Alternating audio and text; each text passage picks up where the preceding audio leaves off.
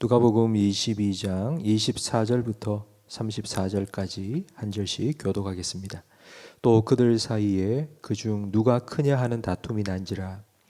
예수께서 이르시되 이방인의 임금들은 그들을 주관하며 그 집권자들은 은인이라 칭함을 받으나 너희는 그렇지 않을지니 너희 중에 큰 자는 젊은 자와 같고 다스리는 자는 섬기는 자와 같을지니라. 앉아서 먹는 자가 크냐 섬기는 자가 크냐? 앉아서 먹는 자가 아니냐? 그러나 나는 섬기는 자로 너희 중에 있노라.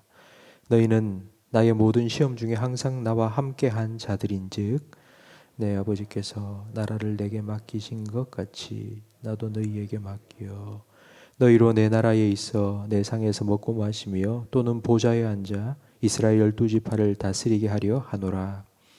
시몬아 시몬 보라 사탄이 너희 밀가부르듯 하려고 요구하였으나 그러나 내가 너를 위하여 내 믿음이 떨어지지 않기를 기도하였노니 너는 돌이킨 후에 내 형제를 굳게 하라. 그가 말하되 주여 내가 주와 함께 오게도 죽는 데에도 가기를 각오하였나이다. 함께 읽습니다. 이르시되 베드로야 내가 네게 말하노니 오늘 닭 울기 전에 내가 3번 나를 모른다고 부인하리라 하시니라. 아멘. 이제 잠시 후면 예수님께서 십자가에 못 박혀 죽으십니다. 예수님께서 지금 제자들과 마지막 시간을 함께 보내고 계십니다. 3년 동안 예수님께서는 제자들을 훈련시키셨습니다. 그런데 그 제자 훈련의 마지막 결과, 제자들의 마지막 모습이 실망스럽기 짝이 없습니다. 오늘 우리가 함께 읽은 24절 말씀에 예수님께서는 그 이전에 계속 자신의 죽음에 대해서 말씀해 주셨지만 제자들은 자기들 중에 누가 크냐 싸우고 자중질환이 일어난 것입니다. 왜 이런 다툼이 일어난 것일까요? 그 이유가 무엇 때문일까요? 27절 말씀에 보면 그 단서가 나옵니다. 앉아서 먹는 자가 크냐 섬기는 자가 크냐? 앉아서 먹는 자가 아니냐? 그러나 나는 섬기는 자로 너희 중에 있노라. 지금 제자들 사이의 이 다툼은 바로 직전에 끝난 유월절 식사 때문입니다.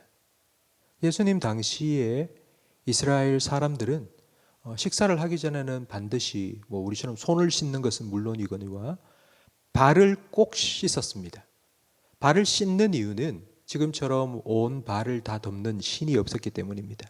샌들이나 슬리퍼 같은 거 신고 다녔는데 하루 종일 신고 다니다 보면 땀과 흙이 범벅이 되어 있었습니다.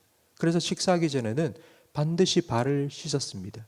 그런데 자기가 씻는 게 아니라 누군가가 자기의 발을 씻겨줍니다.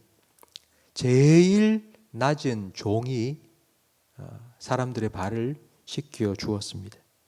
그런데 지금 예수님과 12제자만 6월절 식사를 하기 위해서 모였습니다. 근데 그 중에 누가 발을 씻겨 줄 건지 싸움이 난 것입니다. 네가 해라. 네가 해라. 나는 너보다 나이가 많잖아.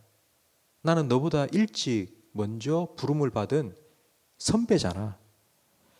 서로 발 씻는 일을 하지 않겠다고 떠밀고 네가 해야 된다고 그렇게 다툼이 일어난 것입니다.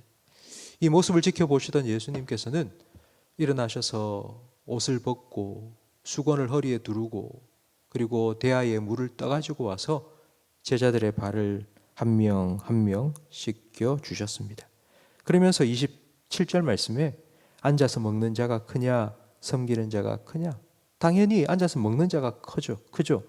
하지만 나는 너희 중에 섬기는 자로 있다. 내가 너희 발을 다 씻겨주지 않았느냐? 나는 너희를 섬겼지 않느냐라고 예수님께서 말씀하셨습니다. 이 말씀 안에 6월절 식사의 모든 그 일들이 다 담겨 있습니다. 예수님께서는 이런 섬김의 본을 보이시면서 25절부터 26절까지 말씀을 하셨습니다. 세상 사람들은 높아지기 원한다. 나이 따지고 그리고 경력 따지고 그래서 내가 더 먼저다. 내가 우선이다. 내가 높다. 그러면서 서로 싸우지만 너희들은 그렇게 해서는 안 된다. 내가 너희를 섬긴 것처럼 너희는 서로 섬겨야 된다. 그게 하나님 나라의 법칙이다. 세상 나라와 그리고 하나님 나라는 다르다. 예수님께서는 말씀하셨습니다. 후에 제자들은 이 예수님의 말씀을 깨달았습니다. 그리고 그들은 섬기는 자가 되었습니다. 이 사도들 12제자들은 예루살렘 교회 성도들을 섬겼고요. 예루살렘 교회 성도들은 3,000명씩 5,000명씩 회개하고 세례받고 교회에 가입한 새 가족들을 진심으로 섬기기 시작했습니다. 교회에서 이런 섬김의 릴레이가 계속되기 시작했는데 이 섬김의 릴레이가 중단된 적이 있습니다. 그때가 바로 중세 1000년 로마 가톨릭 시대였습니다. 중세 로마 교황과 성직자들은 자기가 마치 하나님이 된 양 사람들로부터 섬김을 받기 시작했습니다. 세상의 권력과 그리고 또 물질을 손에 잡으면서 섬기기보다는 오히려 섬김을 받는 폭군처럼 횡포를 저질렀습니다. 이런 교회의 역사를 보면서 지금 우리는 혹시 이런 모습이 없는지 우리의 모습을 돌아보아야 합니다. 예수님께서는 등불을 켜서 높은 등잔대 위에 올려놓는다고 말씀하셨습니다. 왜 등불을 켜서 높이 올리시는 걸까요? 그 이유는 많은 사람들에게 그 불빛이 보여지기 위해서, 그래서 많은 사람들이 그 불빛을 보고 길을 가기 위해서. 마찬가지입니다. 우리 그리스도인에게 세상 사람들이 갖지 못한 권력이나 물질이나 지위나 이런 것들을 주시는 이유는 딱 한 가지입니다. 왜 하나님께서 그런 풍성한 은혜를 우리에게 주시는 걸까요? 그 이유는 더 잘 섬기도록 하기 위해서입니다. 세상의 빛된 사명을 더 잘 감당하도록 하기 위해서 하나님께서 잠시 우리에게 맡기신 것 뿐입니다. 그것을 통해서 하나님 영광을 드러내는 것, 그것이 바로 하나님의 뜻입니다. 근데 만약 이런 하나님의 뜻을 잊어버린다면 우리들 사이에는 제자들처럼 다툼이 일어날 수밖에 없습니다. 내가 크다. 아니다. 내가 크다. 내가 먼저다.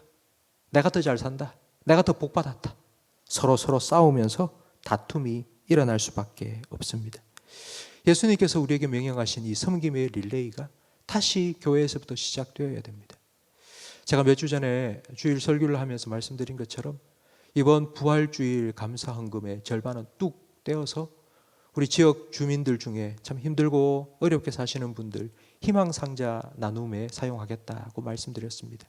이런 작은 일들부터 교회 안에서부터 우리 성도의 삶으로부터 이런 섬김이 흘러나갈 때에 하나님께서는 영광 받으시고 이 땅에 주님의 사랑과 복음이 널리 번져 나갈 것입니다. 만약 이런 섬김의 자세를 잊어버린다면 어떻게 되는지 우리는 그 다음 베드로의 모습을 통해 알 수 있습니다. 예수님께서는 베드로가 예수님을 부인할 것을 예언하셨습니다. 예수님께서는 이 일이 일어나지 않도록 막아 주실 수도 있습니다. 베드로가 시험에 들지 않도록 아예 시험 자체를 막아 주실 수도 있습니다. 그런데 왜 네가 시험에 들어가게 될 거고 나는 그 시험을 통과하는 네 믿음이 떨어지지 않도록 기도할 거고 그리고 네가 이 시험을 다 통과하고 난 후에 너는 돌이킨 후에 내 형제를 굳게 할 것이다. 왜 이 말씀을 하셨을까요? 이 시간이 필요하기 때문입니다. 시험을 통과하면서 시험에 한번 넘어져 보고 철저히 낮아지고 난 다음 내가 이렇게 연약할 수도 있구나. 내가 이런 자리에 떨어질 수도 있구나. 그걸 경험해보고 나면 형제들의 연약함을 이해합니다. 형제들의 연약함과 아픔을 이해하면 섬길 수 있기 때문입니다. 아파 본 사람이 아픈 사람을 이해한다는 말처럼 지금 베드로는 예수님께서 네가 나를 부인할 거다 말씀하셨는데도 나는 절대로 그렇지 않을 겁니다. 얼마나 자신만만한지 모릅니다. 내 믿음이 다른 사람들보다 훨씬 높다고 그런 지금 교만에 있습니다. 여러분 이런 교만한 마음, 자신만만한 마음 가지고는 사람을 섬길 수 없습니다. 그 사람 나보다 약한 사람, 나보다 믿음이 약한 사람, 연약한 사람 보면 왜 저러지? 왜 저 사람 저거밖에 안 되지? 판단하고 정죄할 수밖에 없습니다. 예수님께서는 이런 베드로의 교만을 깨트리시기 위해서 사탄이 마치 밀타작하듯이 베드로 나한테 좀 맡기세요. 그렇게 요구할 때에 예수님께서는 살짝 내어주신 것입니다. 한번 깨지고 한번 터지고 한번 낮아지고 한번 무너지고 나야지만이 나의 연약함을 깨닫고 더 겸손한 마음으로 이렇게 힘든 사람, 어려운 사람, 아파하는 사람 그리고 연약한 사람들 나도 도와줘야겠다, 섬겨야 되겠다라는 마음을 가질 수 있기 때문입니다. 성도 여러분, 주변을 한번 돌아보시기 바랍니다. 여러분 옆에 있는 분들, 나와 함께 있는 사람들, 가정에서나 아니면 직장에서나 교회에서나 그 사람들을 주님께서 우리에게 맡겨주신 이유는 섬기라고, 사랑하라고 우리에게 붙여주신 것입니다. 섬김을 받고 싶은 마음이 우리에게는 다 있습니다. 그건 인간의 본성입니다. 남이 나한테 먼저 잘해주기를 원하고, 남이 나에게 먼저 대접해주기를 원하고, 남이 먼저 나에게 인사해주기 원하고, 이런 마음이 우리 모든 사람에게는 다 있습니다. 그건 본능입니다. 그러나 주님께서는 세상 사람들처럼, 세상 나라 사람들처럼 하지 말고 먼저 겸손하게 섬겨라. 그것이 하나님 나라 백성의 모습이라고, 내가 너희를 섬긴 것처럼 너희도 먼저 섬기라고 우리에게 명령하셨습니다. 주님의 마음으로 우리의 이 영적인 교만한 마음들을 내려놓고 주님의 섬김을 받은 사람답게 주님처럼, 주님께서 섬기라고 우리에게 맡겨주신 우리 옆에 있는 가족들, 그리고 우리 성도들, 우리 직장 동료들, 그리고 우리 후배들, 섬김으로 주님의 사명, 주님께서 우리에게 맡겨주신 세상의 빛으로서의 사명을 잘 감당해 나가는 저와 우리 모든 성도님들이 되시기를 주님 이름으로 축원합니다. 기도하겠습니다.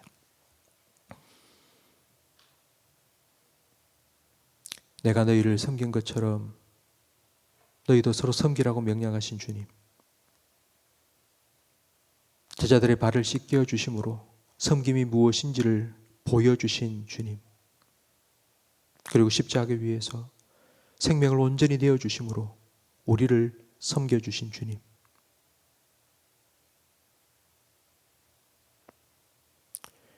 우리도 정말 섬기기를 원합니다. 그러기 위해서 주님께서 우리를 어떻게 섬기셨는지, 주님께서 어떤 은혜와 사랑을 우리에게 베푸셨는지 저희들이 잊지 않고 기억하게 해 주옵소서. 때로는 우리의 삶에 우리가 원치 않는 그런 시련과 또한 아픔이 찾아올 때 있지만, 주님께서 베드로가 시험을 통과할 때 믿음이 떨어지지 않도록 기도해 주셨던 것처럼 우리의 믿음을 지켜 주옵소서. 그 과정을 통과하면서 낮아지게 하시고 더 겸손함을 배우게 하시며 아파하는 형제들의 마음을 이해할 수 있는 그런 마음을 저희들에게도 허락하여 주옵소서. 그래서 우리 가정에서, 그리고 우리 교회 가운데서 하나님께서 우리를 보내신 우리 세상 속에, 직장 속에서도 섬기는 자로 세상의 빛으로의 사명을 넉넉히 감당해낼 수 있는 우리 모든 성도들의 삶이 되게 해 주옵소서. 예수님 이름으로 기도합니다. 아멘.